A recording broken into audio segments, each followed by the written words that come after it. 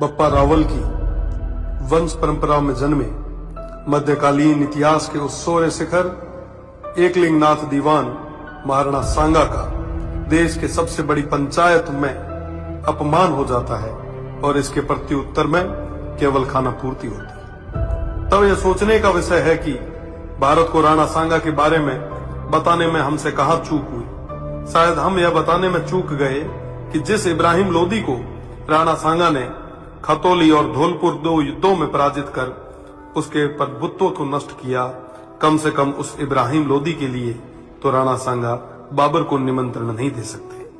1519 में गागरोन के युद्ध में मालवा के सुल्तान महमूद खिलजी को 3 माह बंदी बनाने वाले, ईडर के युद्ध में गुजरात के मोहम्मद शाह की सेना को पराजित करने वाले, दिल्ली, मालवा और गुजरात की संयुक्त सल्तनतों को हराने वाले तत्कालीन भारत के शक्तिशाली शासक राणा सांगा को कहां जरूरत है किसी विदेशी को आमंत्रित करके सहायता लेने की। दौलत खान लोदी जैसों के निमंत्रण पर आए बाबर के विरुद्ध मेवाड़ के आसपास के शासकों ने राणा सांगा के झंडे के नीचे बाबर जैसे आक्रांताओं से लोहा लिया।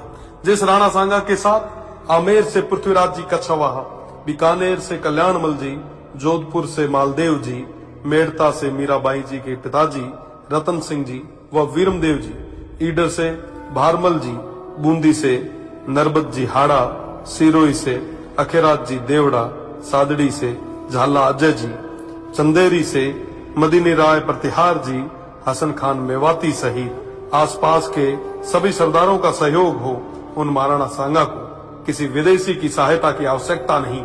इस संयुक्त मोर्चे के बल पर राणा सांगा तत्कालीन भारत के सबसे शक्तिशाली शासक बने।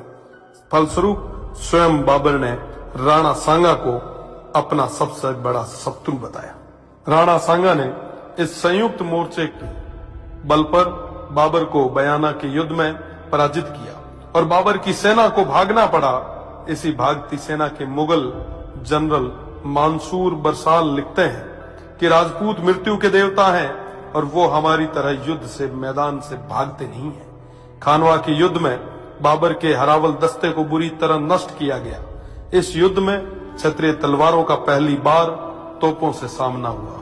उन तोपों को नष्ट करने के लिए वीरों ने अपने सिर तोपों में देके उन्हें नष्ट किया। आज भी यह खानवा गांव महाराणा सांगा के नेतृत्व में इन देशभक्त सूरवीरों के राष्ट्र व धर्म की रक्षा विदेशी आक्रांताओं बाबर और उनकी सेना से युद्ध करते हुए प्राणोत्सर्ग करने का साक्षी है।